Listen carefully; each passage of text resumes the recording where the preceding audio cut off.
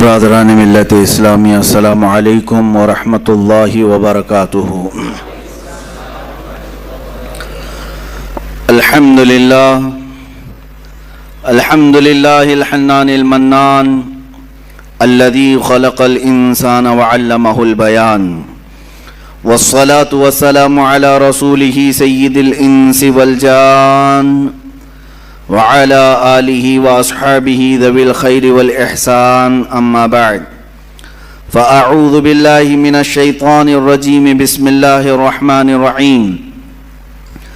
انا نحن نزلنا الذکر وانا له لحافظون، صدق اللہ مولانا العظیم وبلغنا رسولہ النبی الامین المتین المختار الکریم، ونحن على ذلك من الشاہدین والشاکرین والحمد للہ رب العالمین۔ بارگاہ رسالت معاب صلی اللہ تعالی علیہ وسلم میں درود پاک کا ہدیہ پیش کریں۔ اللہم صلی علی سیدنا و مولانا محمد معدن الجود والکرم وآلہ واصحابہ الکرام وابنہ الکریم، وبارک وسلم صلاة دائمة سرمدا ابدا۔ یہ بے خبر نجومی تمہیں کیا بتائیں گے، یہ بے خبر نجومی تمہیں کیا بتائیں گے، کل کیا ہونے والا ہے وہ قرآن میں پڑھو۔ بحمدی تعالی اسلام کو اللہ تبارک و تعالی نے صرف انت وشواس پر نہیں چھوڑا، اس رب ذوالجلال نے اس دین کی پختہ جڑیں حضور پاک صلی اللہ علیہ وسلم کی ذات اور قرآن کے ساتھ جوڑ کر رکھا ہے۔ میرے دین کی حقانیت کی سب سے بڑی دلیل قرآن پاک جو آج تک زندہ معجزہ ہے، میرے آقا صلی اللہ تعالی علیہ وسلم کا۔ عزیزان گرامی وقار، قرآن پاک سے قرآن کی سچائیاں ہم نے آپ کے سامنے برسوں سے رکھی ہیں اور سب سنتے بھی رہتے ہیں۔ اس قرآن پاک کو اللہ تعالیٰ نے سارے انسانوں کی ہدایت بنا کر بھیجا، ھدی للناس۔ قرآن میں خود فرماتا ہے انسانوں کے لیے ہدایت ہے۔ ایک آیت میں ھدی للمؤمنین ہے، مومنوں کے لیے ہدایت ہے۔ ایک آیت میں ھدی للمتقین ہے، پرہیزگاروں کے لیے ہدایت ہے۔ مطلب جو جتنی اس سے ہدایت حاصل کر لے جائے گا اتنی اس کے لیے ہدایت کی کتاب ہے۔ صرف ہدایت ہی کی کتاب نہیں بلکہ بیمار ہو تو شفا کی بھی کتاب ہے، بھوکے ہوں تو تمہارے رزق کے لیے بھی یہ مداوا بن جائے گی، تمہارے زندگی کے پورے دستور اس میں مرتب کیے گئے ہیں۔ یہ ہمارا پورا زندگی کا دستور ہے، نظام حیات ہے، اور قرآن سے ہمارا تعلق ایسے ہی ہے جیسے روح کا جسم سے تعلق ہوتا ہے۔ اگر روح نکل گئی تو جسم بیکار ہے۔ اسی طرح قرآن پاک اگر ہمارے درمیان سے نکال لیا گیا یا اسلام سے اسے الگ کرنے کی کوشش کی گئی تو یوں سمجھ لیں کہ روح نکال لی جا رہی ہے۔ اور ہزار کوئی بولے قرآن کو بدلنے یا ہٹانے یا نکالنے کے ہیں، اس مالک قرآن نے خود یہ ارشاد فرمایا، ہم نے قرآن کو اتارا ہے اور ہم ہی اس کی حفاظت کریں گے۔ ہے ہمت تو بدل کر دیکھ لو، ہے تمہارے اندر طاقت تو اس کو مٹا کر کے دیکھ لو۔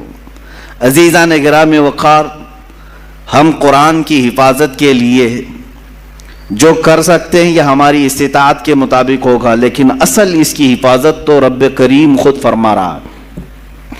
آج میں اس ہدایت والی مقدس کتاب کے سلسلے میں ہی آپ کے سامنے عرض کروں گا، چونکہ یہاں وقت بہت کم ملتا ہے اور مجھے آج طویل گفتگو کرنی تھی آپ کے درمیان، اور میرا یہ میسج عقل والوں تک بھی پہنچے اور بے عقل لوگوں تک بھی پہنچے، ان لوگوں کے درمیان بھی جائے جن کو صرف کیڑے تلاش کرنے کی عادت ہے، تاکہ اللہ چاہے تو انہیں بھی ہدایت مل جائے۔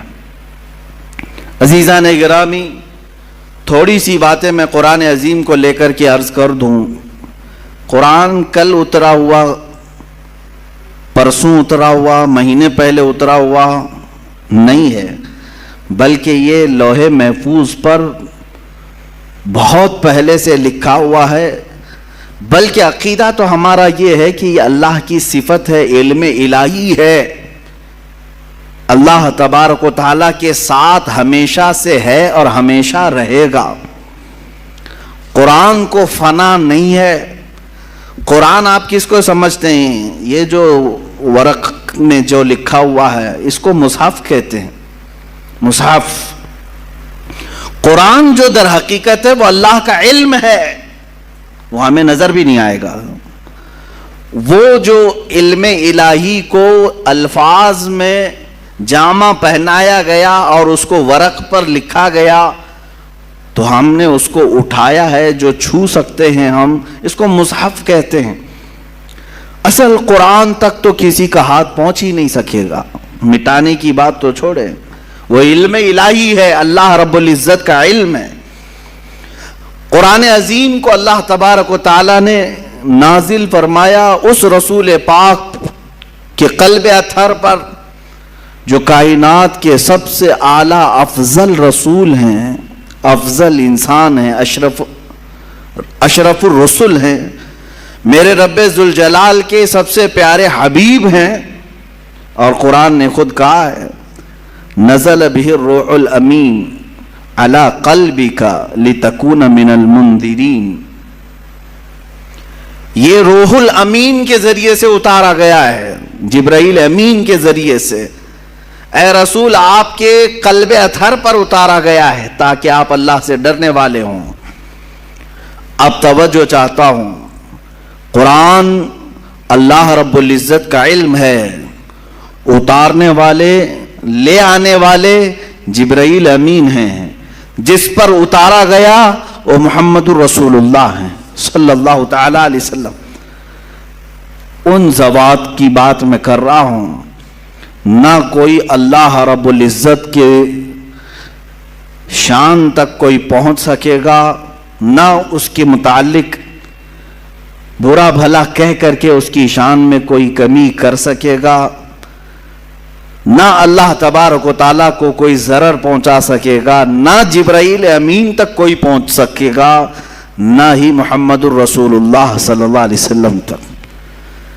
اور جب ان تین کے ذریعے سے اللہ رب العزت نے قرآن اتارا جبرائیل کے ذریعے سے میرے آقا صلی اللہ علیہ وسلم کے قلب اطہر پر، تو قرآن جو رسول پاک کے سینے پر اترا وہ اتنا محفوظ اتارا گیا ہے، اتنا محفوظ کہ صبح قیامت تک 1000 مشینیں، 1000 کمپیوٹر، 1000 انٹرنیٹ لے کر کے بھی اس میں رد و بدل نہیں کر سکیں گے، نہیں بدل سکیں گے.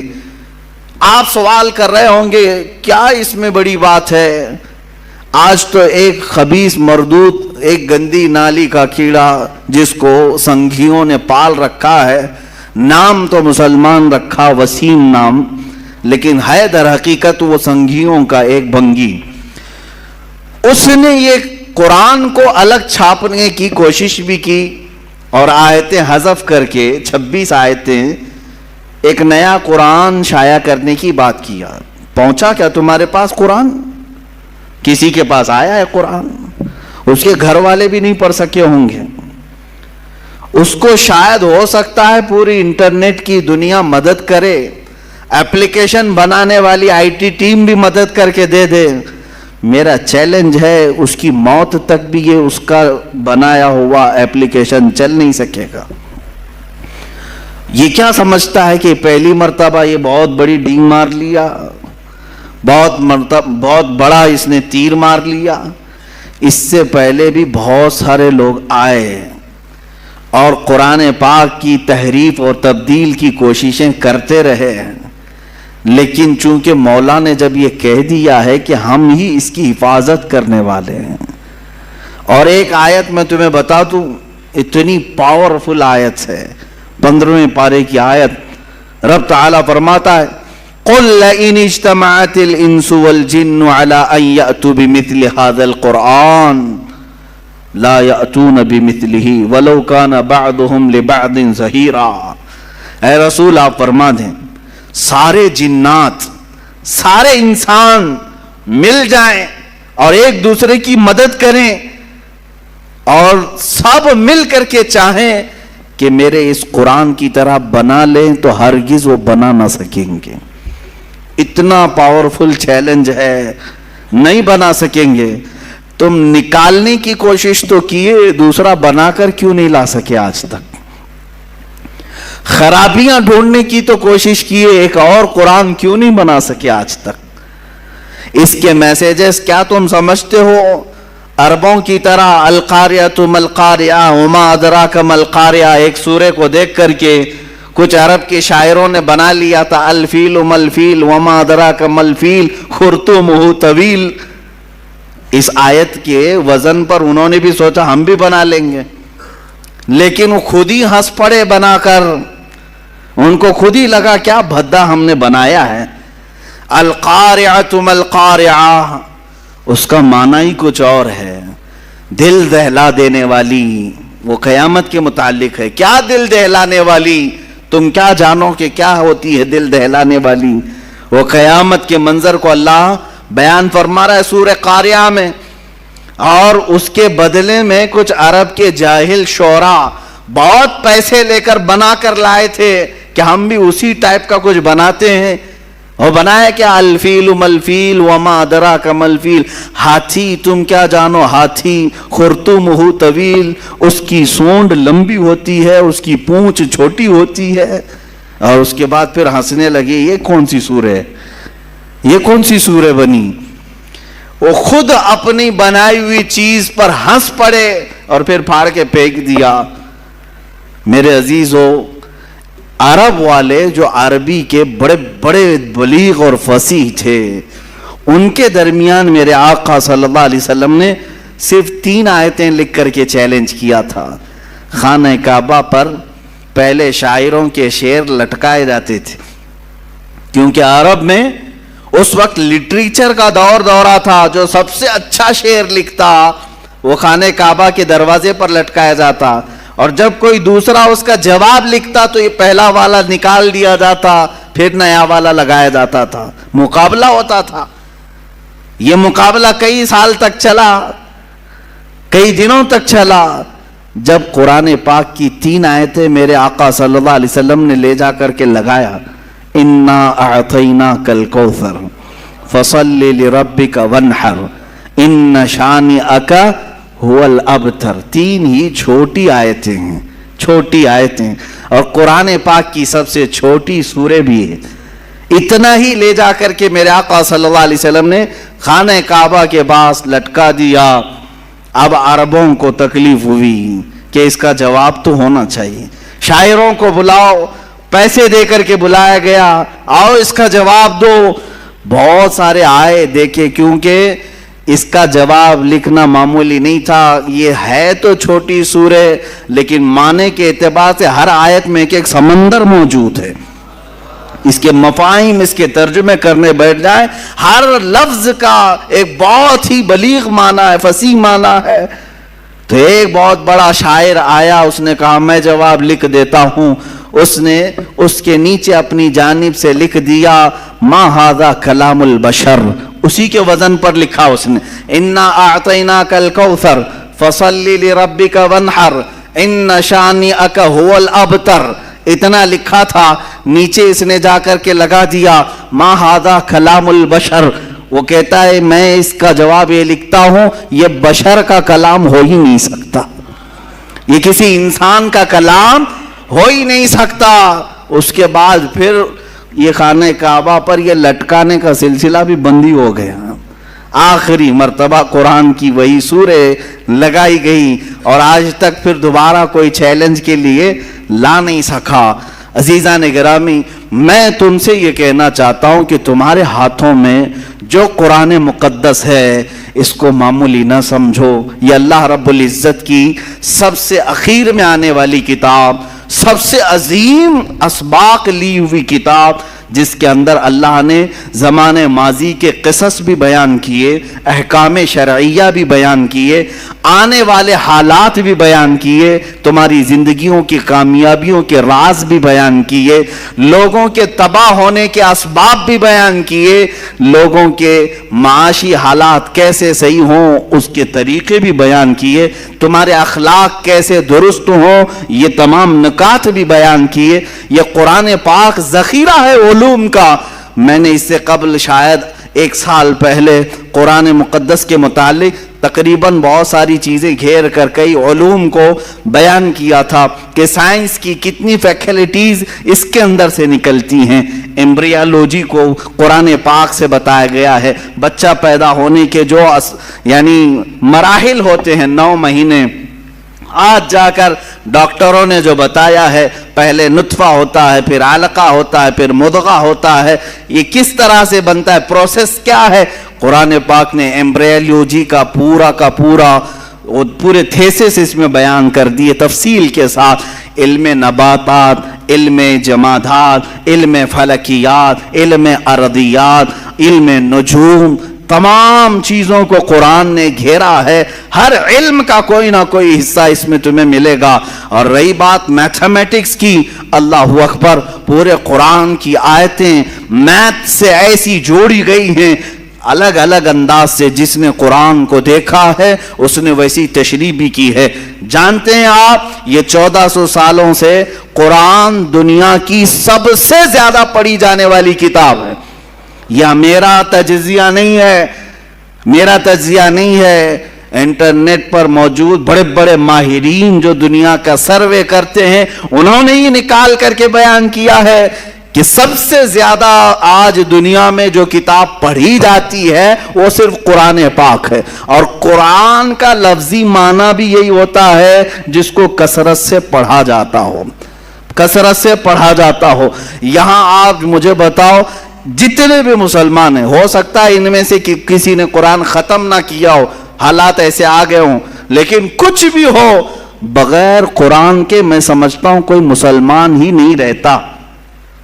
قرآن پاک میں کلمہ طیبہ بھی ہے، لا الہ الا اللہ محمد الرسول اللہ، اگر وہ اتنا بھی پڑھتا ہے تو گویا کہ قرآن کی 2 آیتیں اسے معلوم ہیں۔ اگر وہ نماز پڑھتا ہے، سورہ فاتحہ آتی ہے، اس کا مطلب ہے وہ قرآن پڑھتا ہے۔ قل هو اللہ احد اس کو آتی ہے، اس کا مطلب ہے وہ قرآن پڑھتا ہے۔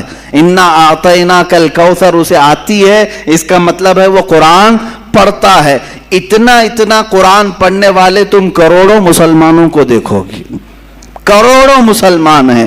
ان کے علاوہ کچھ وہ مسلمان ہیں الحمدللہ جن کو اللہ تعالیٰ نے یہ توفیق بخشی ہے، کوئی 3 دن میں 1 ختم قرآن کرتا ہے، کوئی ہفتے میں ختم قرآن کرتا ہے، کوئی مہینے میں ختم قرآن کرتا ہے، کوئی سال میں ختم قرآن کرتا ہے، کئی تو ایسے ہیں جو دن میں ختم قرآن کرتے ہیں۔ اور اللہ تعالیٰ نے ایسے چند اشخاص کو بھی پیدا کیا۔ صرف امام اعظم ابو حنیفہ رضی اللہ تعالیٰ عنہ رمضان المبارک میں 61 ختم قرآن کیا کرتے تھے، دن میں 1، رات میں 1، اور پورے رمضان کی تراویح میں 1۔ اس طرح سے تقریباً 61 قرآن آپ کے ختم ہوتے تھے۔ یہاں تک کہ روایات میں بتایا گیا ہے جہاں امام اعظم ابو حنیفہ آرام فرما رہے ہیں، جہاں آپ کی قبر ہے آج بغداد میں، اس جگہ پر آپ نے 4000 ختم قرآن کیے ہیں۔ قرآن کو سب سے زیادہ پڑھا جاتا ہے دنیا میں، سب سے زیادہ پڑھا جاتا ہے۔ میں آپ کو ابھی ماضی قریب کا ایک واقعہ بتا دوں۔ قرآن پاک میں ہونے والے، مشغول ہونے والے ایسے بزرگ ہیں۔ بہرحال میں کٹ کرتا ہوں اس واقعے کو، پھر کبھی مجھے کچھ زیادہ طویل گفتگو کرنی ہے کیونکہ دلائل کی روشنی میں آج عرض یہ کرتا ہوں کہ اللہ تعالیٰ نے اس کو یاد کرنے کے لیے بھی آسان بنایا، صرف پڑھنے کے لیے نہیں، یاد کرنے کے لیے بھی آسان بنایا۔ ہم نے وہ بچے بھی دیکھے ہیں جن کو 2 اور 2 کیا ہوتا ہے یہ نہیں معلوم، لیکن پورا قرآن یاد رہتا ہے، حافظ قرآن ہے۔ حافظ قرآن ہونے کے لیے کسی سید زادے کا ہونا ضروری نہیں، پٹھان کے بیٹے کا ہونا ضروری نہیں، شیخ کے بیٹے کا ہونا ضروری نہیں، وہ ایک کسان کا بیٹا بھی چاہے تو قرآن حفظ کر سکتا ہے۔ قرآن پاک کا وہ حافظ ہوتا ہے۔ اور یہ اللہ کی عطا ہے میرے عزیزو. قرآن کا یہ معجزہ تو دیکھیں, اپنے تو اپنے غیروں کے سینے میں بھی اترتا ہے. کئی پنڈتوں کے بچے بھی قرآن پڑھے ہوئے ہیں, وہ اگرچہ دسیسہ کاری کے لیے, اختلافات پیدا کرنے کے لیے یا عیب ڈھونڈنے کے لیے, لیکن یاد کر لے جاتے ہیں قرآن کو. اپنی کتاب یاد نہیں کر پاتے لیکن قرآن یاد ہوتا ہے. قرآن یاد ہوتا ہے. کہاں سے یاد کریں گے؟ 10 12 کتابیں ایسی ہیں کہ ان کے سب نسخے الگ ہیں. یہاں کے بازار میں الگ ملتی, وہاں کے بازار میں الگ ملتی ہے. کون سی یاد کریں گے؟ ادھر کی یاد کریں, ادھر کی یاد کریں. لیکن قرآن کا ایک معجزہ ہے, امریکہ میں بھی اٹھاؤ تو وہی قرآن ملے گا, ہندوستان میں اٹھاؤ وہی قرآن ملے گا, سعودی میں اٹھاؤ وہی قرآن ملے گا, پاکستان میں اٹھاؤ وہی قرآن ملے گا جو الحمدللہ سے شروع ہوتا ہے اور والناس پہ ختم ہوتا ہے. الحمدللہ یہ قرآن پاک کا معجزہ ہے, ترتیب کے ساتھ آج تک محفوظ ہے. میرے عزیزو, اس کی حفاظت کرنے پر اللہ تعالیٰ نے جن لوگوں کو مقرر کیا وہ ایسے ایسے علماء, مفسرین, محدثین ہیں. اللہ کئی مفسرین ایسے ہیں جو اس کی تفسیر کیے. کچھ تفسیریں ایسی ہیں جو صرف اور صرف اس کے نحوی معنی کو بیان کیے. کچھ لوگوں نے تفسیر لکھی جو اس کے صرفی معنی کو بیان کیے. گاڑا ہو رہا ہوگا, بس سنتے چلو. کچھ مفسرین ایسے ہیں جو اس میں سے واقعات جتنے ان کی تفسیر کیا. کچھ مفسرین ایسے ہیں جو ان میں آیات احکام کے ہیں, حلال حرام, کیا کیا جائز ناجائز, صرف ان آیات کی تفسیر کیا. اس طرح سے جانتے ہیں تقریباً ابھی دنیا میں 1000 سے زیادہ تفسیریں پائی جاتی ہیں. 1000 سے زیادہ تفسیریں پائی جاتی ہیں. الگ الگ انداز کی تفسیریں کی گئی ہیں. ہر ایک نے جس نظر سے قرآن پاک کو دیکھا اس نظر سے وہ تفسیر کرتے گئے, اور مفسرین کی تعداد بھی بے شمار. اتنا ہی نہیں میرے عزیزو, مفسر کس کو کہتے ہیں؟ جو قرآن کی خدمت پر لگا ہے, قرآن کو کھول کر لوگوں کے درمیان بیان کرتا ہے. ان میں مفسرین وہ بھی ہیں جنہوں نے آیتیں بھی گن کر رکھی ہے. آیتیں ہی نہیں بلکہ اس کے اندر موجود پورے حروف بھی گن کر کے رکھے ہیں. صرف حروف ہی نہیں, بعض مفسرین وہ ہیں جو ان میں موجود نقطے بھی گن کر کے رکھے ہیں.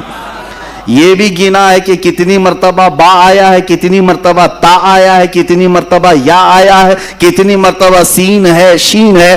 قرآن کے ہر حرف کو محفوظ کر کے رکھا ہے مفسرین نے. یہاں تک میں آپ کو بتاؤں, عقل حیران ہوتی, آج تک کسی کتاب پر اتنی خدمت نہیں ہوئی. ان مفسرین کی تربتوں پر لاکھوں سلام. انہوں نے یہ تک لکھ دیے کہ قرآن میں کتنے زبر ہیں, کتنے زیر ہیں اور کتنے پیش ہیں. یہ تک بھی لکھ دیا.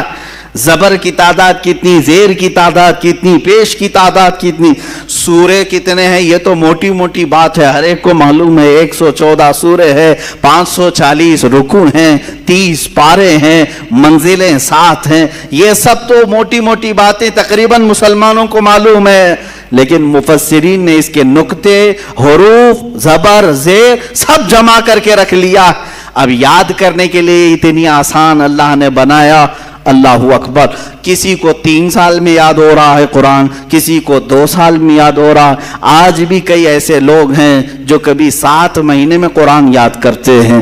آپ کو پتا ہے بریلی کے تاجدار امام عشق و محبت اعلیٰ حضرت فاضل بریلوی رضی اللہ تعالیٰ عنہ عالم بھی تھے, قاری بھی تھے, محدث بھی ہیں, مفسر بھی ہیں. لکھنے والے نے, کسی نے خط لکھا, حضرت مولانا حاجی حافظ و قاری احمد رضا خان صاحب. حافظ نہیں تھے آپ, حافظ نہیں تھے. خط آیا, شعبان کی 29ویں تھی. آپ نے دیکھا کہ میرے نام پر حافظ بھی اس نے لکھ دیا. لوگ اگر میرے بارے میں گمان کرتے ہیں کہ میں حافظ ہوں تو کیوں نہ حفظ شروع کروں. فرماتے ہیں کہ روزانہ پھر آپ نے قرآن اٹھایا اور فجر کے بعد تلاوت شروع کرتے. 1 پارہ تلاوت کرتے, بلکہ یاد کر کے رات کو تراویح میں سنا دیتے. جب 30ویں تراویح آئی تو اعلیٰ حضرت حافظ قرآن بھی ہو چکے تھے. اللہ تعالیٰ نے ان کے سینوں کو کھول رکھا تھا. کوئی 1 مہینے میں حافظ قرآن ہوتا ہے. اچھا, اور اوپر جائیں, امام اعظم ابو حنیفہ رضی اللہ تعالیٰ عنہ کے ایک شاگرد ہیں. ان کے ایک شاگرد ہیں, 2 شاگرد مشہور ہیں, امام ابو یوسف اور ایک امام محمد. मोहम्मद बिन हसन शैबानी, ये छोटे थे जब इमाम आजम के पास पढ़ने के लिए आए थे, दाढ़ी मूंछ भी नहीं थी। इमाम आजम अबू हनीफा रज़ियल्लाहु ताला अन्हु छोटे लोगों को करीब रखने से थोड़ा सा बचते थे, कहते कि और पढ़ के आओ, जब थोड़ी जवानी आ जाए तब मत दरसगाह में बैठना। इमाम मोहम्मद बहुत बचपन में ही इल्म के तलबगार थे, शौक ज्यादा था, आए और कहा कि हुजूर आपकी दरसगाह में बैठना चाहता हूं। इमाम आजम ने देखा कि ये हटता नहीं, जाता नहीं, तो एक शर्त लगा दिया, कहा बेटा मैं उसी को पढ़ाता हूं जो हाफिज कुरान होता है, क्या तू हाफिज है? कहा नहीं हाफिज तो नहीं। इमाम आजम ने कहा कि इसको छुट्टी करें, हिफ्ज करने में जो जमाना गुजरेगा उसके बाद आएगा। इमाम मोहम्मद बिन हसन शैबानी चले गए, यानी दिल में बात तो रही कि दरसगाह में बिठाया नहीं, चलो ठीक है, जा करके फिर 8 दिन के बाद वापस दोबारा आए। इमाम आजम अबू हनीफा ने कहा फिर आ गए तुम, मैंने तुम्हें भेजा था। इमाम मोहम्मद बिन हसन कहते हैं हुजूर पूरा कुरान हिफ्ज करके आया हूं, आपने 8 दिन कबल कहा था, उस एक हफ्ते में मैं हिफ्ज कुरान करके आया हूं। ये अल्लाह का कलाम है, वो जिसके सीने में चाहे उतार दे। और ये रब्बे ज़ुल जलाल की आता है। ये तो मैं दिनों की तादाद बता रहा हूं, कोई महीने में, कोई 6 महीने में, कोई साल, 3 साल, 8 दिन। मौला अगर चाहे तो मिनट में भी किसी के सीने में उतारे, यह उसका करम है। ज़ालिका फ़ज़्लुल्लाहि युअतीहि मन यशा, वो अल्लाह का फजल है, वो जिसे चाहे अता फरमाए। अज़ीज़ान गिरामी वक़ार, कुरान के बारे में हम मुसलमानों का अकीदा वही है जो सहाबा इकराम का अकीदा रहा, जो ताबईन का अकीदा रहा। हम कुरान को हर किताब से फौकियत देते हैं, हर किताब से देते क्या है, हकीकत में उसकी हकीकत ही यह है कि कुरान अल्लाह की किताब है और इससे बढ़कर रूए जमीन पर कोई किताब नहीं, कोई किताब नहीं। आज तक महफूज किताब पूरी दुनिया में सिर्फ कुरान पाक है। मेरा चैलेंज है, अगर कोई इसे तोड़ सकता है तो तोड़ करके दिखाए। मैं कुरान पाक की हर हर्फ और हर आयत, हर सूरे को साबित करके दिखाऊंगा कि 1400 साल से कुरान कैसे महफूज है, और बाकी दूसरी किताबों में क्या क्या खुर्द बुर्द हुआ है वो भी हमें पता है, किसके कितने नुस्खे मिलते हैं, कितने अलग अलग किताबें कहां कहां से शाया होती। मुकद्दस किताबों की बात कर रहा हूं, सब खुर्द बुर्द हो गए हैं। कभी पंडितों ने बदल दिया, कभी पादरियों ने बदल दिया, कभी यहूदियों के हकीमों ने बदल दिया। जैसे जैसे मौका आता रहा वो अपनी मुकद्दस किताबों को बदलते रहे। कुरान एक ऐसी किताब है जिसको अल्लाह ताला ने हर एक के हाथ से महफूज रखा है, कोई इसको बदल नहीं सका। अब आओ असल मौजू पर मैं आ जाता हूं, इसलिए कि शायद ये वक्त भी नाकाफी हो जाएगा। आज इस बात को नोट करके चले, मैं जवाब दे रहा हूं। जिन लोगों को कुरान की 26 आयतों से तकलीफ है, मैं वही 26 आयतें फिर से तिलावत करता हूं ताकि तुम्हारी तकलीफ और बढ़े और बढ़े और मोमिनों के दिल में नूर और ज्यादा हो, क्योंकि कुरान की आयत है, हम सुनेंगे ईमान बढ़ता है। मेरे आका ने फरमाया एक हर्फ पढ़ोगे तो 10 नेकियां। कितने? एक हर्फ पढ़ो तो 10 नेकियां। अब ये 26 आयतों में मैंने काउंट नहीं किया कितने हर्फ हैं, अब काउंट करेंगे तो हजारों नेकियां हैं, और मोमिनीन के लिए ये सवाब ही है। और उन लोगों के लिए अगर तकलीफ है तो आला हजरत का वो शेर मैं अर्ज करके आगे बढ़ता हूं। फाजिल बरेलवी रज़ी अल्लाह ताला अन्हु फरमाते हैं, दिल आदा को रजा तेज नमक की धुन है। मैं समझाता हूं, आला हजरत के अशार भी अच्छे अच्छों को नहीं आ पाते, पल्ले नहीं पढ़ पाते हैं, लेकिन मैं भी कोई बहुत बड़ा आलिम नहीं हूं। बुजुर्गों से, असातिज़ा से जो सुना अशार या तशरी वो आपके सामने मुंतकिल करता हूं। आला हज़रत फरमाते हैं, दिल आदा को रजा तेज नमक की धुन है, कुछ और जरा छिड़कता रहे खामा तेरा। मतलब ये है, दिल आदा दुश्मनों के दिल को तेज नमक की धुन है। तेज नमक पाया जाता है, तेज नमक क्या होता है, ये नमक जुबान पर रखोगे तो 2 घंटे जलती रहेगी जुबान, एक तेज नमक होता है। वो तेज नमक जल्दी कोई चखता नहीं, लेकिन आला हजरत फरमाते हैं کچھ دشمن ایسے ہیں ہمارے، ان کو تیز نمک کھانے کی عادت ہے، ان کو تیکھا تیکھا کھانے کی عادت ہے، تو پھر تم انہیں میٹھا میٹھا کیوں کھلاؤ گے؟ کچھ اور ذرا چھڑکتا رہے، خامہ تیرا۔ اعلیٰ حضرت اپنے بارے میں فرمائے، خامہ کہتے ہیں قلم کو، احمد رضا تمہارا قلم اور تھوڑا سا نمک چھڑکتا رہے تاکہ ان کو تیز کھانے کی جو عادت ہے وہ ملتی رہے۔ آج اگر 26 آیتیں کسی کو کچو کے لگاتی ہیں، پیٹ میں مروڑ پیدا کرتی ہیں، تکلیف دیتی ہیں، تو ہم اعلیٰ حضرت کے اسی شعر کی برکت سے اور تلاوت کریں گے اور تلاوت کریں گے۔ میں اپنی تقریر کے اخیر میں یہ عرض ضرور کہوں گا کہ یہ 26 آیتیں میں نے اس کو پورا ایک بینڈ بنایا ہے، ایک کتاب انشاءاللہ العزیز شائع بھی ہوگی اور ہر گھر میں تقسیم بھی ہوگی۔ تم بھی پڑھو، ان تک بھی پہنچاؤ، تاکہ یہ آیتیں بار بار دیکھیں اور پھر وہ محسوس کریں جنہیں ہم حذف کرنے کی کوشش کر رہے تھے، وہ آج ان چھوٹے مسلمانوں نے گھر گھر تک پہنچا دیا ہے۔ آیتیں پڑھتا ہوں، شروع میں تھوڑی سا آپ کو لگے گا کہ ترجمہ سننے کے بعد کہ کیا واقعی ایسی آیتیں ہیں جس کو کہتے ہیں آتنکواد کو بڑھاوا دیتی ہیں، دہشت گردی کو بڑھاتی ہیں یہ آیتیں، ٹیررزم کو بڑھاتی ہیں یہ آیتیں۔ ان کو یہ لگتا ہے کہ قرآن کی یہ آیتیں ٹیررزم کو بڑھاتی ہیں۔ اللہ اکبر، یہ ایک بکواس ہے، ایک پروپیگنڈا ہے، یہ سب کو معلوم ہے، لیکن انہیں سیاست جو کرنی ہے اس لیے ہمیں جواب بھی دینا پڑ رہا ہے۔ باقی قرآن کی اس دفاع کی ضرورت بھی نہیں ہے، قرآن اپنی حقانیت سے صبح قیامت تک باقی رہے گا، باقی رہنے والا ہے، کچھ بھی کر لیں۔ میں آپ کو یہ بتاؤں، ٹیررزم بڑھتا ہے، دہشت گردی بڑھتی ہے، آتنکواد بڑھتا ہے، اس کے لیے ایک واقعہ مجھے یاد آتا ہے۔ یہ عراق اور شام کی جنگوں کے بیچ میں ہمارے ایک ساتھی نے بتایا تھا کہ ایک عیسائی پادری تھا، وہ اپنی 2 بیٹیوں کے ساتھ سفر پر جا رہا تھا، جن کو آتنکواد کہتے ہیں نا، آتنکوادی، وہ راستے میں گن وغیرہ لے کر کھڑے تھے، بظاہر شکل تو مسلمانوں کی تھی، مسلمان لگ رہے تھے، راستے میں روک لیا اور وہ غیر مسلم کو مار رہے تھے یا جو بھی کر رہے تھے۔ یہ ٹیررسٹ ہوتے کون ہیں؟ دہشت گرد ہوتے کون؟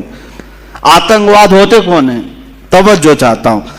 اس عیسائی پادری کو انہوں نے روک لیا، چیکنگ شروع کی، چیک کیا اس کی گاڑی کو، اس کے بعد پوچھا بتاؤ تم مسلمان ہو یا مسیح ہو، کیا ہو؟ اس نے کہا میں مسلمان ہوں۔ اس عیسائی پادری نے کیا کہا؟ میں مسلمان ہوں۔ تو سامنے جو کھڑے تھے گن وغیرہ لے کر کے کہا کہ اچھا چلو ٹھیک ہے، اگر مسلمان ہو تو قرآن پڑھ کے بتاؤ۔ تو یہ پادری، اس کے پاس بائبل تھی، بائبل رکھی ہوئی تھی، وہ اٹھایا اور اس میں سے پڑھنے لگا، کچھ جگہ سے پڑھا اور سامنے والوں نے کہا اچھا ٹھیک ہے جاؤ، تو مسلمان ہو، آگے جاؤ، چھوڑ دیا۔ اس کی بیٹیاں اس سے پوچھنے لگیں بابا یہ کیا کیا تم نے؟ ان لوگوں کے سامنے کہا میں مسلمان ہوں اور بائبل پڑھ کے بتایا کہ قرآن پڑھ رہا ہوں۔ اس عیسائی نے بہت اچھا جواب دیا تھا، کہا کہ بیٹا مجھے معلوم ہے یقین کے ساتھ کہ یہ جو کھڑے تھے یہ قرآن پڑھے ہوئے لوگ نہیں تھے، قرآن پڑھے ہوئے لوگ نہیں تھے۔ اگر قرآن پڑھے ہوئے ہوتے تو راستہ روک کر کسی کی گردن پر بندوق نہیں تانتے۔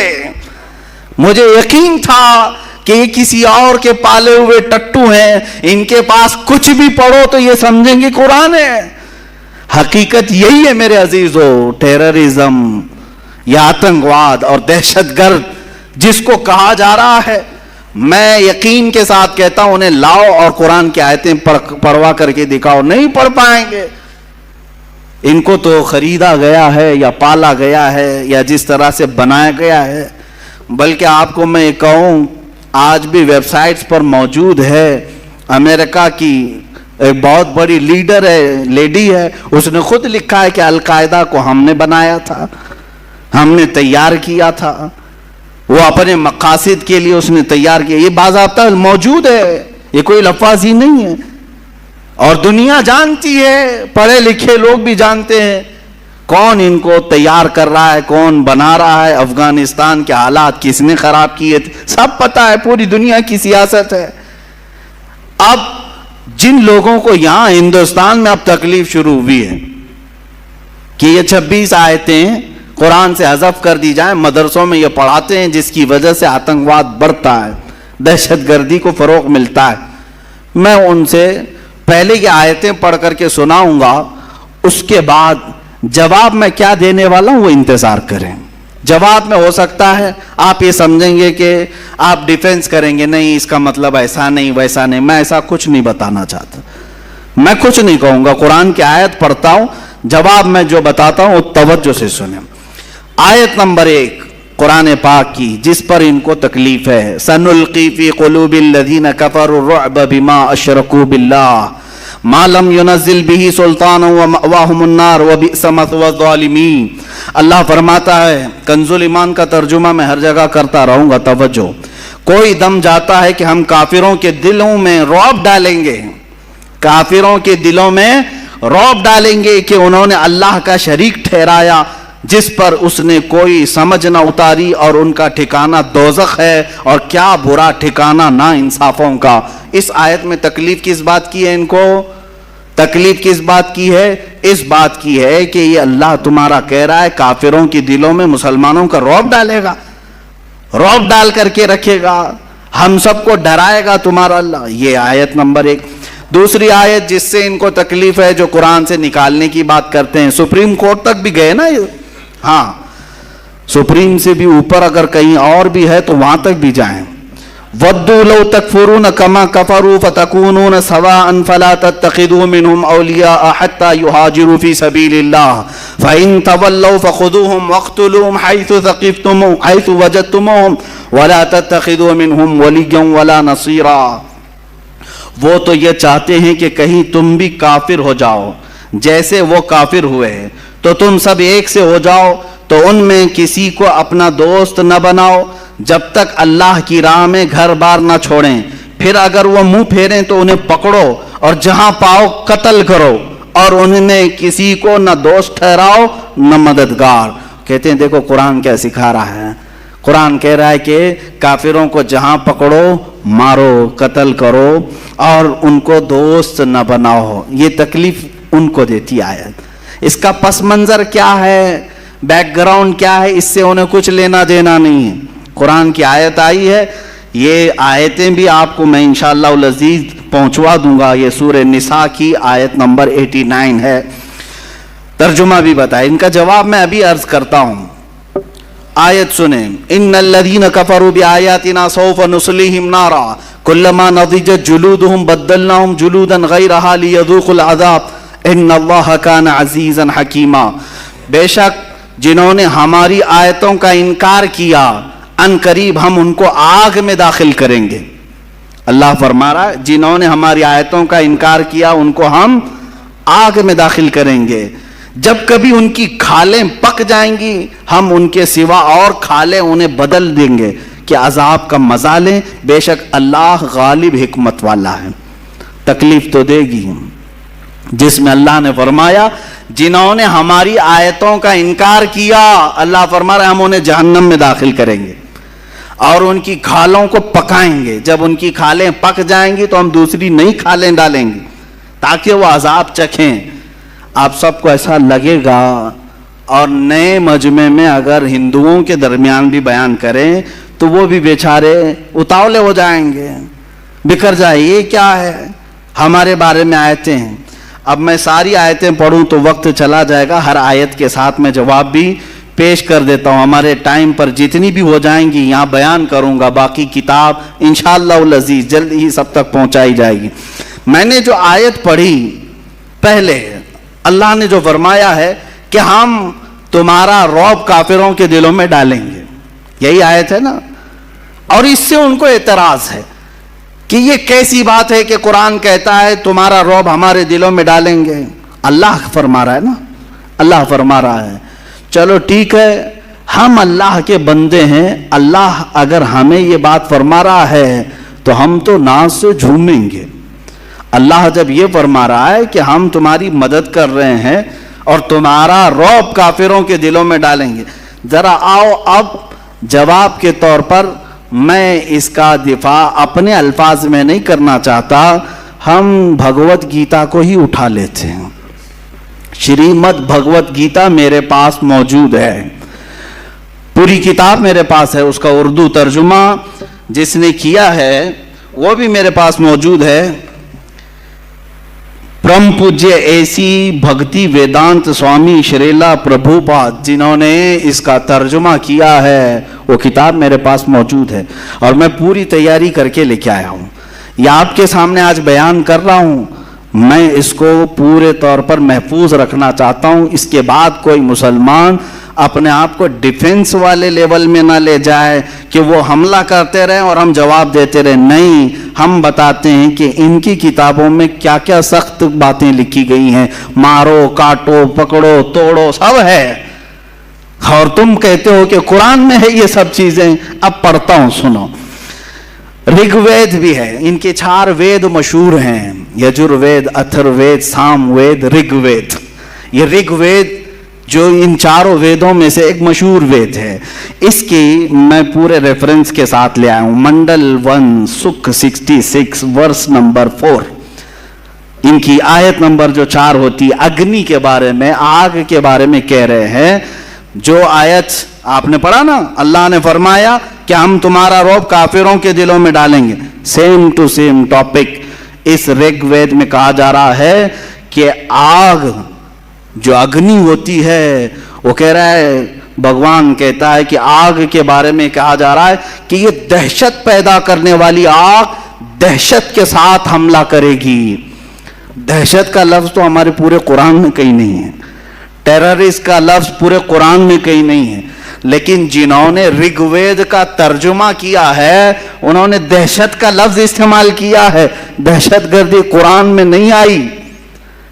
اب یہ اگر بتائیں گے تو کچھ لوگوں کو برا لگے گا, اور برا لگے تم چپ ہو جاؤ, ہم بھی چپ ہو جاتے ہیں.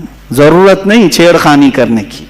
قرآن پر تم نے انگلیاں اٹھائی تو ہم بتاتے ہیں دہشت کا لفظ کہاں کہاں آیا ہے.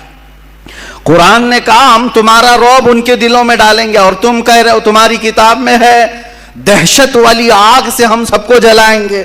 آیت نمبر 2, دوسری آیت, اچھا, جس میں اللہ تعالیٰ نے یہ فرمایا ہے وَاقْتُلُوهُمْ حَيْثُ ثَقِفْتُمُوهُمْ, بلکہ یہ آیت سنیں, یا ایھا الذین آمنوا انما المشرکون نجس. اللہ نے فرمایا اے ایمان والو, بے شک مشرکین نجس ہیں. کیا ہے؟ ناپاک ہیں, نجس ہیں. تو یہ کہتے ہیں دیکھو ہم سب کو تو ناپاک کہہ دیا ہے, نجس کہہ دیا ہے. قرآن کہتا ہے کہ نجس ہے. یہ باتیں میں ان سب سے کہوں گا جو اپنی اپنی کنڈلیاں لے کر کے لوگوں کو گمراہ کرتے ہیں, ویڈیو بناتے ہیں, فیس بک پہ ڈالتے ہیں, اور بیچارے بھولے بھالے ہندوؤں کو مورکھ بناتے ہیں, بیوقوف بناتے ہیں. اس میں بڑے پیمانے پر وہ کیا نام ہے, کل شریشٹھ, اور دوسرا یہ جو پاکھنڈی تھا جو گوفے میں بیٹھ کے بھوکتا ہے, یہ قرآن کے متعلق جو باتیں کرتے ہیں سنیں. وہ اپنے لوگوں سے کہتے ہیں قرآن کہہ رہا ہے بے شک یہ مشرکین کا مطلب آئیڈل ورشپرز, جو خدا کے علاوہ دوسرے کو پوجا کریں, یہ نجس ہے.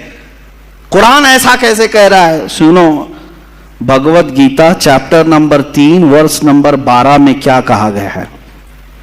اس میں کہا جا رہا ہے بھگوت گیتا میں, شریمد بھگوت گیتا کہتے ہیں, یہ بھگوت گیتا کے اکثر جو شلوک ہیں وہ کرشنا نے ارجن کو جو بتائے, یہ ہندو اگر سنیں گے تو اس کو سمجھیں گے, وہ ایکسپٹ کریں گے. بے غرض خدمت کرنے سے دیوتا تم کو تمہارے مانگے بغیر تمہاری پسند کے سامان دیں گے. بغیر کسی غرض کے تم خدمت کرو گے تو تمہارے دیوتا بغیر مانگے تمہیں بہت سارے انعامات دیں گے. اور اگر کوئی دیوتاؤں کی دی ہوئی نعمتوں کو دیوتاؤں کو نہیں دے گا, یعنی چڑھائے گا نہیں, چڑھاوے گا نہیں, اور خود مزہ لے گا, تو بھگوت گیتا میں کیا کہہ رہا ہے, وہ دنیا کے بڑے چور ہیں, وہ یقیناً چور ہوں گے۔ ارے ہم مشرکین کو نجس قرآن نے کہا اور تم چور کہہ رہے ہو پورے لوگوں کو۔ پوری دنیا کے لوگ سب چور ہیں، آپ چڑھاتے ہیں سب چور ہیں۔ جو نہیں چڑھاتا، عیسائی نہیں چڑھاتے بھگوانوں کو، چور ہو گئے۔ یہودی نہیں چڑھاتے، وہ چور ہیں۔ بہت سارے لوگ چور ہیں۔ اس شلوک کے، اس ورس کے اعتبار سے یہ کوٹ کر کے بتاتے ہیں کہ قرآن خالی مشرکین کو نجس کہہ رہا ہے، نجس کہہ رہا ہے، اور تم جو پوری دنیا کو چور کہہ رہے ہو، یہ کون بتائے گا؟ قرآن پاک جس کانٹیسٹ میں کہہ رہا ہے، جو وہاں کے حالات تھے کس اعتبار سے، وہ کسی اور وقت میں کہوں گا۔ دیکھیں حقیقت یہ ہے کہ قرآن کی یہ آیتیں جو سورہ توبہ کی اکثر آیتیں ہیں جس پر ان کو اعتراض ہے، سورہ توبہ مدینے میں نازل ہوئی، مدنی سورہ ہے، اور اس میں جہاد کا حکم آیا اور مارنے کا جو حکم آیا وہ کن کے لیے تھا؟ ارے تمہارے لیے تھوڑی نہ تھا، وہ ان لوگوں کے لیے تھا جو صحابہ کا جینا تنگ کر کے رکھے ہوئے تھے۔ تم نے یہ کبھی نہیں بیان کیا 13 سال میرے آقا نے مکہ میں کتنی تکلیفیں اٹھائی؟ بلال حبشی کو، خبیب ابن عدی کو، خباب بن الارت کو، یاسر کو، جو قتل مار دھاڑ کیا ہے ان لوگوں نے مکہ کے مشرکین نے، وہ کبھی نہیں بتایا؟ وہ حقیقت میں آتنکواد تھے۔ یہاں تک کہ رسول پاک صلی اللہ علیہ وسلم کا 3 سال تک سوشل بائیکاٹ کیا، کھانا پانی بند کیا مکہ میں۔ اتنا ہی نہیں بلکہ وطن بھی چھوڑ دیا میرے آقا نے، اپنا پیدائشی وطن چھوڑ دیا، اپنے ساتھیوں کو لے کر مدینے میں آباد ہوئے۔ اب مجھے بتاؤ، جو اپنا سب کچھ چھوڑ کر کے گیا ہو، مدینے میں جا کر کے وہ راحت کی، سکون کی سانس لے رہا ہو، وہاں پر بھی یہ کیڑے اگر پہنچیں تو کیا اللہ تعالیٰ حکم نہیں فرمائے گا کہ اب ان کو پکڑو؟ صاف سی بات ہے، سمجھنے والی بات ہے۔ 13 سال تک کبھی بھی مارنے کا اور جہاد کا حکم نہیں آیا مکہ میں۔ جب میرے آقا مدینے پہنچے، وہاں پر بھی یہ مشرکین مکہ پہنچ کر کے وہاں کھجوروں کے درخت جلا رہے ہیں، کبھی صحابہ کو پکڑ کے مار رہے ہیں۔ جنگ بدر کہاں ہوئی؟ مدینے کے قریب ہوئی۔ احد کہاں ہوئی؟ مدینے کے قریب ہوئی۔ خندق کہاں ہوئی؟ مدینے کے قریب ہوئی۔ پتہ یہ چلا کہ یہ سب لڑنے کے لیے وہاں جاتے تھے، حضور کبھی آئے نہیں تھے۔ بات سمجھ میں آ رہی ہے؟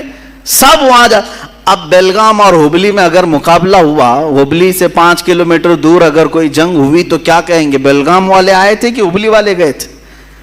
بیلگام والے یہاں تک آئے تھے، بھائی 100 کلومیٹر کا فاصلہ ہے۔ اسی طرح مکہ کے آس پاس جنگیں ہونا یہ اس بات کی علامت ہے کہ دوسرے آتنکواد، دہشت گرد جتنے تھے وہ مدینے پہ حملہ کرنے کی کوشش کرتے، تو میرے آقا صلی اللہ علیہ وسلم پر حکم ہوا کہ اب ان کو چھوڑا نہ جائے، پکڑا جائے۔ اب آیتیں سنیں، یہ تو میں نے بتا دیا کہ وجہ کیا تھی یہ آیتوں کی، آیتیں کیوں آئی اور کن کو پکڑنے کے لیے آئی تھی، کن مشرکین کو مارنے کے لیے آئی تھی۔ لیکن انہوں نے اپنے اوپر فٹ کر لیا کہ دیکھو مسلمانوں کے قرآن میں ہے کہ ارے مشرکین کو جہاں پاؤ پکڑو، مارو، قتل کرو، کاٹو۔ ارے یہی کر رہے ہوتے تو 700 سال میں یہاں صاف ہو چکے ہوتے، نہیں کیا نا، 700 سال تک تھے۔ یہ آیت کیونکہ ہر حاکم کو بھی معلوم ہے اور ہر عالم کو بھی معلوم ہے کہ یہ آیت مشرکین مکہ کے بارے میں نازل ہوئی تھی، مشرکین مکہ کے بارے میں جنہوں نے بہت ستایا، پریشان کیا، گھر بار لوٹا ہے۔ ارے یہاں آیتیں دوسری بھی ہیں قرآن میں، اللہ نے یہ فرمایا جو تمہیں گھروں سے نہیں نکالے، جو تمہارے ساتھ دشمنی نہیں کیے، ان کے ساتھ تم اگر دوست بن کر رہتے ہو تو کوئی حرج نہیں ہے، کوئی حرج نہیں ہے۔ آج ہم یہاں اسی طرح رہ بھی رہے ہیں، لیکن کچھ لوگ زبردستی زہر ڈال رہے ہیں یہ بتانے کے لیے کہ دیکھو اب ان کی کتاب میں ہے، ان کے مدرسوں میں یہی پڑھایا جاتا ہے کہ یہ جہاں پاؤ پکڑو، مارو، قتل کرو۔ اگر مدرسوں میں پڑھنے والے 1 لاکھ سے زیادہ عالم ہیں یہاں ہندوستان میں، کیا یہ ہر جگہ پکڑ کے مار رہے ہیں، قتل کر رہے ہیں لوگوں کو؟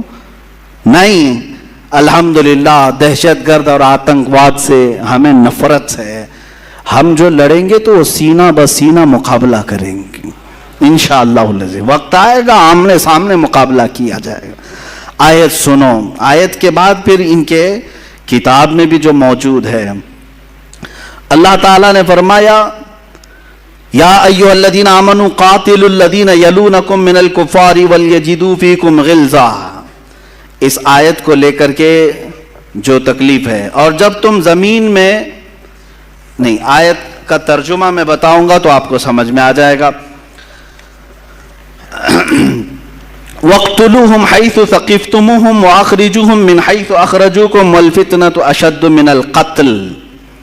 یہ آگے تک آیت ہے، ترجمہ سنو. اور کافروں کو جہاں پاؤ مارو اور انہیں نکال دو جہاں سے انہوں نے تمہیں نکالا تھا، اور ان کا فساد تو قتل سے بھی سخت ہے. اور مسجد حرام کے پاس ان سے نہ لڑو جب تک وہ تم سے وہاں نہ لڑیں، اور اگر تم سے لڑیں تو انہیں قتل کرو، کافروں کی یہی سزا ہے.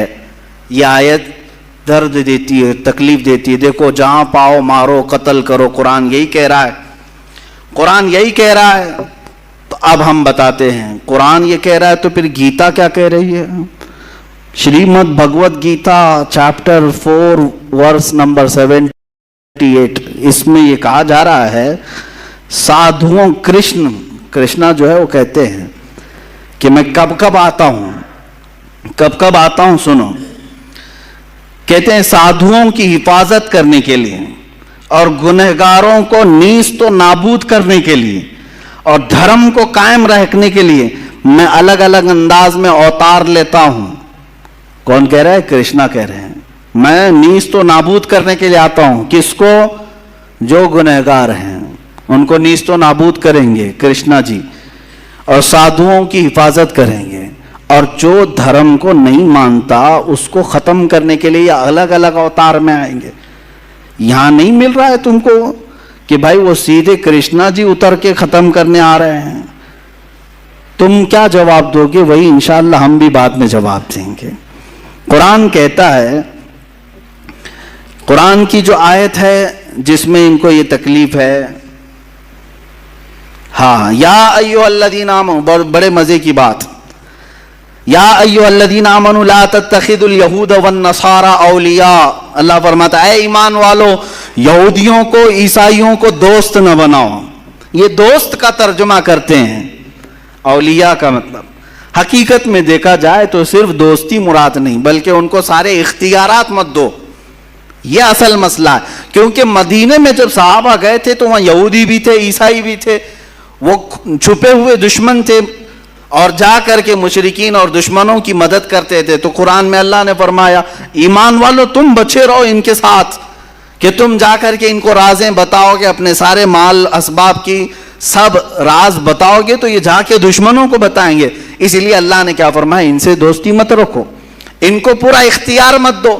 لیکن یہ 1400 سال کے بعد آج واویلا مچا رہے ہیں. دیکھو قرآن تو کہہ رہا ہے دوستی مت کرو. ارے یہودیوں سے دوستی نہیں کرنا، عیسائیوں سے دوستی نہیں کرنا ہے، اور کافروں سے دوستی نہیں کرنا ہے. قرآن تو صرف دشمنی سکھا رہا ہے، دوستی نہیں سکھا رہا ہے. اچھا قرآن دوستی نہیں سکھا رہا ہے، دشمنی سکھا رہا ہے.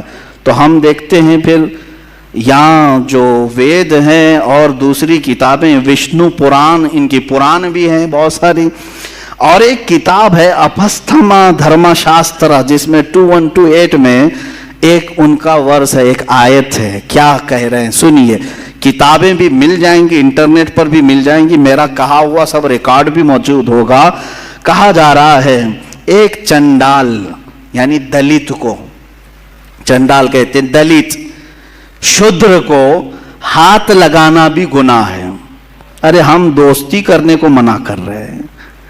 یعنی قرآن کے بارے میں کیا کہہ رہے ہیں؟ یہودیوں سے اور عیسائیوں سے دوستی نہ کرو. اتنی بات پر تم واویلا مچا رہے ہو. اور یہاں تو قرآن میں کہا جا رہا ہے کہ دلت اور شودر کو ہاتھ لگانا بھی گناہ ہے. ہاتھ بھی مت لگاؤ. کیوں؟ انسان نہیں ہے وہ؟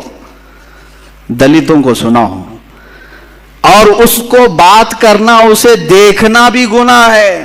اپستھما کتاب کا نام، دھرما شاستر 2128 اس میں موجود ہے. ہاتھ لگانا بھی گناہ ہے، اسے دیکھنا بھی گناہ ہے. اور ایک ورس ہے ان کے اندر، اسانا سمہیتا، اس میں چیپٹر نمبر 2 ورس نمبر 46، ایک ملچ اور چنڈال سے بات کرنے کے بعد، اب سنو، ملچ کس کو کہتے ہیں؟ ملچ یہ دوسرا باہر سے آئے ہوئے آدمی کو ملیچ کہتے ہیں، یعنی ہم مسلمان بھی ملیچ ہو گئے ان کے نزدیک، یہ کہتے ہیں نا باہر سے آئے ہوئے، تو ہمارے بارے میں بھی یہی بات آئے گی۔ اب قرآن میں اور بھگوت گیتا میں اور دوسری کتابوں میں کیا کیا سکھایا جا رہا ہے یہ کوئی نہیں بولتا، یہ بھی لے کر کے کبھی سپریم کورٹ جاؤ، یہ بھی لے کر کے جاؤ کہ بھائی یہاں پر بھی تو بہت زیادہ سختی کی بات آئی ہے، چنڈال کو شودر کو ہاتھ لگانا بھی منع کہا جا رہا ہے، یہ تو بھید بھاؤ ختم کیا جا رہا ہے۔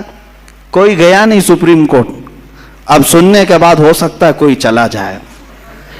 ایک ملیچ اور چنڈال سے بات کرنے کے بعد یا کسی ایسی عورت سے بات کرنے کے بعد جس کو اس کے شوہر نے چھوڑ دیا، کیا ہے دھرم میں دیکھیں کیا حکم ہے، چنڈال سے بات کرو، شودر سے بات کرو، یا کسی عورت سے ہاتھ ملا لیا جس کو اس کے شوہر نے چھوڑ دیا ہے، بات کیا، یا پیشاب پخانے کو ٹچ کیا، تینوں برابر ہے۔ پیشاب پخانے کو ٹچ کیا تو کہا جا رہا ہے کہ آدمی کو اپنا منہ اچھے سے دھو لینا چاہیے۔ شودر کو پکڑ کے آیا، ایسی عورت سے بات کر کے آیا جس کا شوہر نہ ہو، یا پیشاب پخانے کو ٹچ کیا تو اسے چاہیے کہ پورا منہ دھو لے، کھلی کرے۔ ہم نے تو کبھی یہ نہیں کہا، یہاں قرآن نے صرف یہ کہا تھا یہودیوں اور عیسائیوں کو اپنا رازدار مت بناؤ، واویلا مچایا، اور تم تو ٹچ کرنے کو بھی منع کر رہے ہو، پیشاب پخانے کے برابر عورتوں کو بھی بنا دیا۔ اس کے بارے میں نہیں جاتے کہ یہ سخت آیت ہے، یہ بھی مقدس کتابوں سے اس کو بھی نکالنا چاہیے، پیدا کرو کسی وسیم گنڈے کو۔ وشنو پران بک نمبر 3 چیپٹر نمبر 18، یہ وشنو پران، اس میں ایک واقعہ لکھا ہوا ہے، دیکھیں واقعہ بھید بھاؤ کون کرتا ہے، سنیں۔ ساتا دھرو بادشاہ کا ایک نام ہے، ساتا دھرو نام کا ایک بادشاہ تھا، اس نے ایک بڑا گناہ کر لیا تھا۔ یہ کتاب میں وشنو پران میں یہ موجود ہے۔ کیا گناہ کر لیا تھا؟ توجہ، بادشاہ نے گناہ یہ کر لیا تھا کہ ایک کافر سے بات کیا تھا، کافر سے بات کر لیا۔ ان کے نزدیک کون کافر ہے؟ جو ان کے دھرم کو نہیں مانتا، جو دھرم کو نہیں مانتا وہ کافر ہے۔ انکار کرنے والے کو کافر کہا جاتا ہے۔ ہمارے ہاں بھی وہی کافر ہے جو اللہ کو نہ مانے، ان کے ہاں بھی کافر، ہم کافر ان کے نزدیک ہے۔ تو بہرحال ساتا دھرو بادشاہ نے ایک کافر سے بات کیا، اتنا بڑا گناہ کر لیا اس نے۔ کیا ہوا کتاب میں موجود ہے، حالانکہ وہ روزے سے تھا، وہ اپواس سے تھا، اس وقت اس نے بات کر لیا تو اس کو سزا کیا ملی؟ بادشاہ کو مرا تو دوسرے جنم میں کتا پیدا ہوا، دوسرے جنم میں وہ کتا بن کر کے پیدا ہوا۔ ارے کافر سے بات کرنے پر کتا بن کے پیدا ہو جاتے ہیں؟ یہاں تو قرآن نے صرف دوستی کرنے کی بات منع کی ہے، دوستی کرنے سے منع کیا، سپریم کورٹ پہنچ گئے، اور کتا پیدا ہونے کی بات کی تو سیشن کورٹ میں تو جانا چاہیے۔ ارے کیا کیا بات کر رہے ہو؟ کافر سے بات کرنا منع ہے؟ ہم نے کبھی کہا ہے؟ ہم نے کبھی نہیں کہا۔ ہماری ہندوؤں سے بھی بات ہے، کرسچن سے بھی بات ہے، یہودیوں سے بھی بات ہے، لیکن جس معنی میں جس مسئلے میں بات کرنا ہے ہم بات کرتے ہیں، ہم نے یہ نہیں روکا ہے۔ یہ کتابوں میں وہ سمجھتے ہیں کہ صرف قرآن پہ ہم حملے کرتے جائیں اور ہم کو بولنے والا کوئی نہیں رہے گا۔ ارے میں تو ایک ادنا خادم ہوں، ابھی اللہ کے شعر موجود ہیں، ایک نہ ایک اٹھے گا اور پھر تمہیں تمہارا آئینہ دکھاتا رہے گا انشاءاللہ العزیز۔ اب آگے دیکھیں، ایک آیت یہ بھی ہے، قاتل الذین لا یؤمنون باللہ ولا بالیوم الآخر۔ اللہ تعالیٰ فرماتا ہے قاتل الذین لا یؤمنون باللہ ولا بالیوم الآخر، اے مسلمانوں ان لوگوں سے لڑو جو اللہ پر ایمان نہیں لاتے اور آخرت کو نہیں مانتے۔ تو یہ کہتے ہیں ہم اللہ کو بھی نہیں مانتے اور آخرت کو بھی نہیں مانتے، تو ہم سے لڑنے کی بات تو قرآن کہہ رہا ہے تمہارے درمیان۔ یہ بھی سورہ توبہ کی آیت ہے اور وہی مکہ کے مشرکین کے متعلق آئی ہے، لیکن یہ ابھی تک اپنے اوپر فٹ کر رہے ہیں، ابھی تک اپنے اوپر گڑ رہے ہیں۔ خیر اپنے اوپر فٹ کرتے ہو تو ٹھیک ہے، تمہاری مرضی، لیکن اس آیت کے متعلق میں پھر گیتا کو اٹھاتا ہوں، پھر Shrimad Bhagavad Gita chapter number 2 verse number 18, 22 और 30, 3 उसमें वर्स हैं। ये हमने काफ़ी तगो के बाद सब जमा कर लिया। अल्हम्दुलिल्लाह हमारे पास भी वो उलमा आज भी मौजूद हैं जो हर जगह के ख़जाने निकालते हैं, सब जगह नज़र रहती है। मैं बहुत छोटा तालिब इल्म हूँ, हमारे साथ उलमा की एक बड़ी जमात है अल्हम्दुलिल्लाह। गीता में कृष्णा अर्जुन से कहता है, आयत ज़हन में है ना, अल्लाह ने फरमाया उन लोगों से लड़ो जो अल्लाह को नहीं मानते और आखिरत पर ईमान नहीं रखते, उनसे लड़ो, जंग करो। अब कृष्णा अर्जुन से क्या कह रहे हैं सुनो। कहता है सारे जिस्म खत्म होने वाले हैं मगर रूह बाकी रहने वाली है, इसलिए अर्जुन इस बात को समझकर जंग करो कि जिस तरह इंसान पुराने कपड़े उतार कर नए कपड़े पहन लेता है, वैसे ही रूह पुराने जिस्म को छोड़कर नए जिस्म में आ जाती है। तो ऐ भारत के बेटे अर्जुन, जिस्म में रहने वाली रूह को ख़त्म नहीं किया जा सकता, वो अगले जन्म में फिर पैदा हो जाएगी। यानी अगर तुम किसी जिस्म को मारते हो, काटते हो, तो खौफ करने की ज़रूरत नहीं। और एक दूसरी उसमें ये कहा गया है कि तुम इस बात का खौफ नहीं करना, इसलिए कि जिस जानदार को तुम मार रहे हो उसके बारे में तो लिखा गया है पहले से ही मरने वाला था, खाली तुम जिस्म को मार रहे हो, रूह तो रहती है। इनके यहाँ 7 जन्म का जो मसला है, तो काटो जितनों को चाहे, मारते रहो। अरे यहाँ मारा, अभी ये दूसरी जगह आ जाएगी, पूर्ण जन्म लेकर के दूसरे में पैदा हो जाएगी। तो कृष्णा अर्जुन से कह रहे हैं मारो इनको, कोई मसला नहीं है।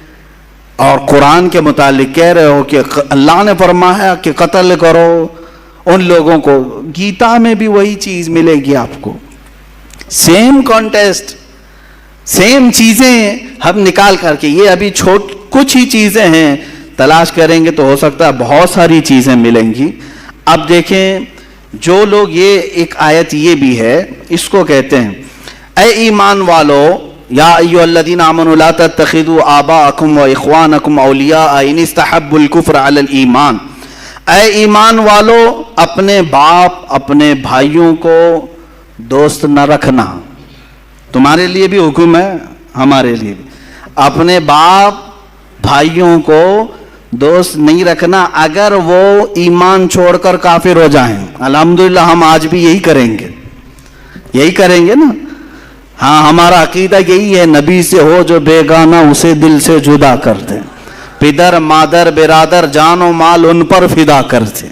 हमारा अकीदा ये है, नबी से जो हो बेगाना वो हमारा हो नहीं सकता। और कुरान कह रहा है तुम्हारे बाप भाई वगैरह अगर ईमान को छोड़कर कुफ्र को पसंद करते हैं तो दोस्त मत रखो उनको, उनके साथ दोस्ती मत रखो, वरना क्या होगा, तुम्हारे साथ भी छेड़छाड़ करेंगे और अलग मामलात होंगे। बहरहाल अब गीता में भी ऐसा ही कुछ मिलता है।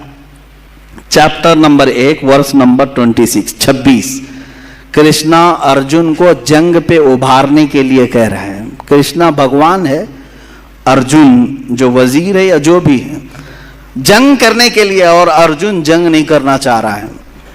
तो कृष्णा जी क्या कह रहे हैं, अर्जुन क्यों जंग नहीं करना चाह रहा था, ये आप पढ़ेंगे भगवत गीता वगैरह के मुताले के बाद पता चलता है कि एक जंग हुई थी पांडवों और कौरवों के बीच में। तो फिर अर्जुन ने देखा दोनों टीम में कौन है, इसके दुश्मनों की टीम में कौन कौन है, इसके दोनों तरफ देख करके अर्जुन देखा टीम बी हो या टीम ए हो, जो दुश्मनों की टीम थी, उसमें अर्जुन का बाप भी है, दादा भी है, उस्ताद भी है, मामू भी है, भाई भी है, बेटे भी हैं, दोस्त भी हैं, ससुरा भी है और अच्छा चाहने वाले भी हैं। ये सब दुश्मनों की टीम में खड़े हैं और अर्जुन इधर है। और फिर अब कृष्णा जी कहते हैं उठो जंग करो, उठो जंग करो, इसलिए कि इनकी मोहब्बत तुम्हारे ऊपर गालिब ना आए, जंग करो। अरे मियाँ, यहाँ तो कुरान ने सिर्फ बाप और भाई का जिक्र किया कि अगर वो ईमान छोड़कर कुफ्र को इख्तियार करें तो दोस्ती ना करो। और कृष्णा तो जंग करा रहे हैं, बाप से भी, दादा से भी, ससुरे से भी, बेटे से भी, भाई से भी, उस्ताद से भी, सब है भगवत गीता में। ये आयत नहीं नजर आई جس میں یہ کہا گیا ہے ارجن کو کہ تم مخالفت میں اگر تمہارا باپ بھی آئے، دادا بھی آئے، بیٹا بھی آئے، بھائی بھی آئے، استاد بھی آئے، ماموں بھی آئے، سب آئے، جنگ کرو، لڑو، اٹھو. یہ چیز تو گیتا میں بھی ہے. یہ کوئی کیوں نہیں کہتا کہ یہ آیت پڑھنے کے بعد کوئی آتنکوادی بن سکتا ہے، کوئی اپنے ماموں کے خلاف ہی تلوار لے سکتا ہے اور سسرے کے خلاف پہلے لے سکتا ہے. ہاں، یہ پڑھنے کے بعد تو ایسا لگے گا ارجن کو جب سسر کے خلاف کھڑے ہونے کے لیے کرشنا جی نے کہا ہے تو پھر اس پر ہم کیوں نہیں عمل کریں، کیونکہ سسرا ہی تو لا کر کے ہمارے گھر میں رکھا ہوا ہے. آیت اور کئی آیتیں ہیں. وقت ختم ہونے آیا ہے. میں اس کو آج اس لیے آپ کے سامنے رکھا کہ تم ڈیفنس والے لیول میں نہ جاؤ، دفاع کرنے کے معاملے میں نہ جاؤ کہ قرآن نے ایسا نہیں کہا، ویسا نہیں کہا.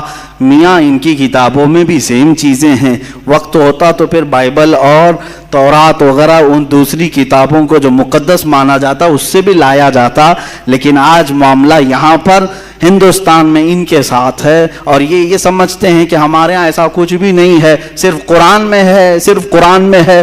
میں نے جتنی آیتیں پڑھی قرآن کی اور اس کے مقابل میں جتنے ورس اور جتنے چیپٹر بھگوت گیتا کے، ابھی منوسمرتی کا تو حال ہی الگ ہے.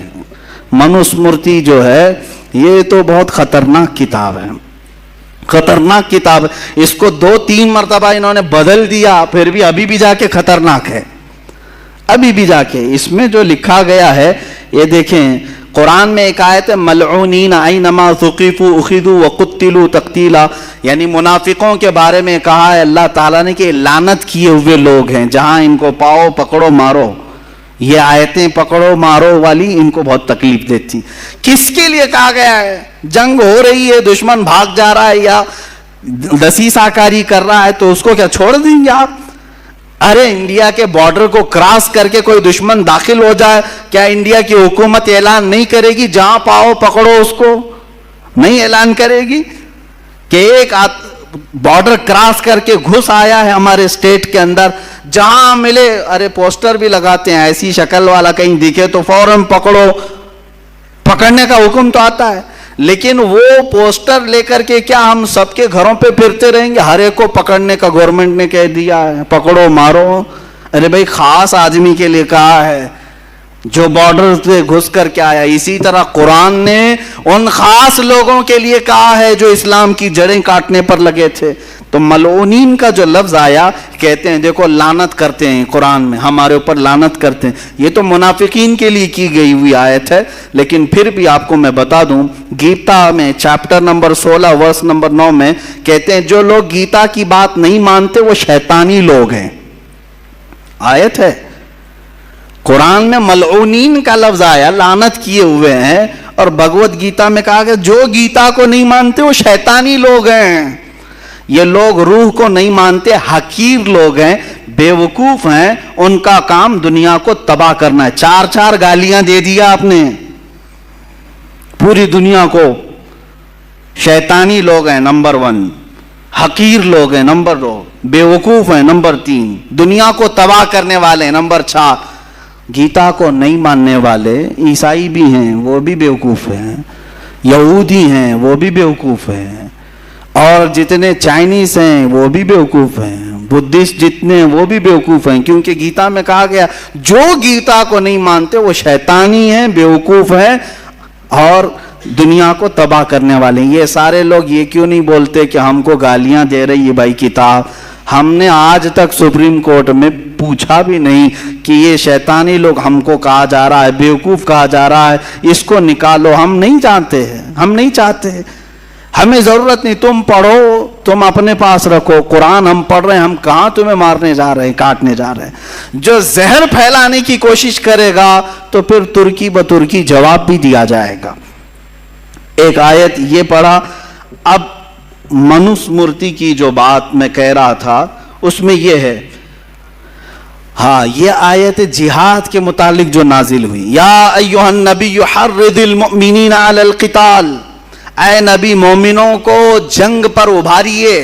ان یکم منکم 20 صابرون یغلبوا 200، اللہ فرما رہا ہے اگر یہ مومنین میں 20 لوگ صبر والے ہوں گے اللہ 200 پر غالب کرے گا, 200 پر غالب کرے گا. یہ سب توڑ مروڑ شروع ہو گئے, پیٹ میں تکلیف ہو گئی کہ مسلمانوں کو جنگ پر ابھار رہا ہے اللہ ان کا, اگر یہ 20 لوگ ہوں گے تو ہمارے 200 پر بھاری ہوں گے, 200 پہ بھاری ہوں گے. یہ آیت سب کو بتا رہے ہیں, دیکھو 20 لوگوں کو بھی یہ اکٹھا کر رہے ہیں, 200 پہ تم بھاری ہو جاؤ گے, 200 پہ تم بھاری ہو جاؤ گے. میاں کیا قرآن میں ہی ہے یہ؟ Manusmriti chapter number 7 verse number 74 کیا کہتی ہے یہ کتاب؟ کہتی ہے قلعے کے دیوار پر کھڑا ہوا ایک تیر چلانے والا جنگ کے میدان میں 100 دشمنوں کے برابر ہے. تم تو ایک آدمی کو 100 کے برابر بتائے. قلعے پر تیر لے کے کھڑا ہونے والا 100 دشمنوں کے برابر ہے, اور 100 تیر انداز 10,000 دشمنوں کے برابر ہے. تمہارے پاس اور بھی زیادہ ہے. قرآن نے تو یہاں 20 لوگ صبر والے ہوں تو کہا کہ 200 پر غالب آئیں, اور تم کہہ رہے ہو ایک تیر چلانے والا 100 کے برابر ہے, اور ایک 100 ہوں تو 10,000 کے برابر ہے. یہی چیز منوسمرتی میں بھی ہے.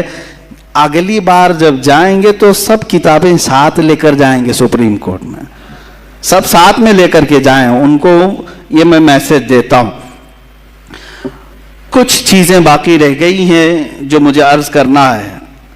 قاتلوہم یعذبہم اللہ بایدیکم وینصرکم. اللہ فرماتا ہے تم ان سے لڑو, اللہ ان کو عذاب دے گا, اللہ انہیں عذاب دے گا کافروں کو اپنے ہاتھ اپنے دستے قدرت سے, اور تمہاری مدد کرے گا اللہ. تو جب یہ بات اللہ تعالیٰ نے فرمایا کہ اللہ تمہاری مدد کرے گا, ان سے لڑو, تو اب تکلیف ہو گئی. تو اب میں کہتا ہوں اتھروید ورس نمبر 65-71 اس میں دعا مانگی جا رہی ہے بھگوان سے. کیا کہہ کر کے؟ جو برہمن کے خلاف ہیں, جو برہمنوں کے دشمن ہیں, جو بخیل ہیں, اور خاص کر جو ہندوؤں کے خداؤں کی توہین کرتے ہیں, اے بھگوان تو 100 گرہوں والی بجلی کی کڑک جس کے کنارے چاقو جیسے تیز ہوں, ان سے ان سب کے سر کے بال تو کاٹ دے, اور مونڈھے سے مونڈھے کو الگ کر دے, ان سے تو حملہ کر, ان کے گوشت کو, ان کے چمڑیوں کو گوشت سے الگ کر, ان کو ٹکڑے ٹکڑے کر, ان کی ہڈیوں سے گودا بھی نکال دے. اتنا سب کہہ دیا. اللہ نے فرمایا اللہ صرف عذاب دے گا, اور تم تو پورا پورا پارٹ پارٹ کو عذاب دینے کی بات کر رہے ہو, ہر پارٹ کو. اتھروید میں موجود ہے. کیا کیا میں نے پڑھا آپ تو سن رہے ہوں گے. کہہ رہے ہیں چاقو جیسی تیز بجلی سے تو حملہ کر, جو بھی ہمارے بھگوانوں کو نہیں مانتا, سب نہیں مانتے, سب کے لیے بد دعا ہو رہی ہے. ہاں ان کو حملہ کرے بھگوان, ان کے مونڈے سر کاٹ دے, ان سے سر کے بال کھینچ دے, گوشت سے چمڑی کو نکال دے, ان کو ٹکڑے ٹکڑے کر, اور ان کی ہڈیوں سے گودا بھی نکال دے. میرے عزیزو, نلی میں سے گودا نکالنے تک کی دعا ہو گئی, اب بچا کیا, بچا کیا؟ اور قرآن کے اوپر یہ اعتراض ہے, قرآن کے اوپر اعتراض ہے. قرآن کہہ رہا ہے کہ کافروں کو اللہ عذاب دے گا, تم کیا کیا عذاب دینے کی بات کر رہے ہو. یہ اتنا ہی نہیں ہے, اور بہت کچھ ہے. اور اللہ تبارک و تعالیٰ نے قرآن پاک کو ایسا رکھا ہے کہ اس کی آیتیں آج تک امن کو پھیلا رہی ہیں, امن کو پھیلا رہی ہیں. اور اس کے علاوہ جو ان کی ایک آیت یہ بھی ہے کہ جو جنگ میں جائیں گے ان کے متعلق یہ کہتے ہیں, Manusmriti chapter number 4 verse number 81 اس میں کہا جا رہا ہے جو مقدس قانون, ہاں یہ بھی سنیں, ہمارے ہاں یہ بھید بھاؤ نہیں ہے. قرآن تم پڑھ سکتے ہو کہ نہیں؟ امام بھی پڑھ سکتا ہے, مقتدی بھی پڑھ سکتا ہے, غریب بھی پڑھ سکتا ہے, امیر بھی پڑھ سکتا ہے, لیکن وہاں ایسا نہیں ہے. منوسمرتی کا قانون تو سنو. قرآن نے صرف اتنا کہا فَلَنُذِيقَنَّ الَّذِينَ كَفَرُوا عَذَابًا شَدِيدًا, جنہوں نے ہمارا انکار کیا ہم انہیں سخت عذاب چکھائیں گے, سخت عذاب چکھائیں گے.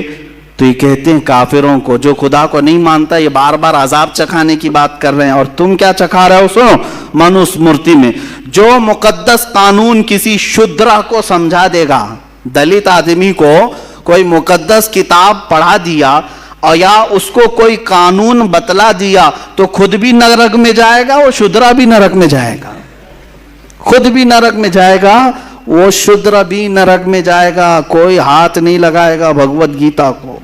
اگر آپ کسی وید پڑھنے والے سے اس کی اجازت کے بغیر وید لے لیں تو اس کا جرم ایسا ہی ہے جیسا کہ آپ نے اس سے وید چرا لیا ہے۔